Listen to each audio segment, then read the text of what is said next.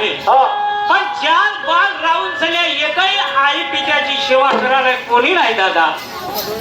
नाही काम करा, मी राहतो तुम्ही जा. नाही नाही जाऊ बाप्पा ठेवकही बंद निघून आता कसा रे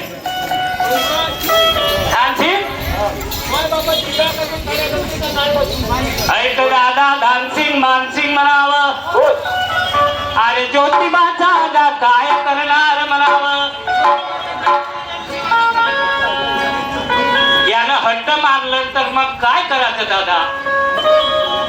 मारूनही काय ऐकत नाही आणि याला सोडूनही बी ऐकू शकत नाही. ज्योतिबा बोला. तू आता नाही मानत ना. नाही तू आमच्या संगतीने येते. हो अरे गावेला पित्याच्या सभेला म्हणावं. 3,000 रुपये दिले पिताजीनं. तिघ्या बंधवाले बाबा दिले 3 घोडे म्हणावं. 3,000 रुपये दिले तुम्हाला होय आणि घोडे दिले बाप्पा बसायला. खरं गावेला पिताजीची परवानगी घेऊन यावे. राहतो बाबा या मानी चौकाले म्हणावं.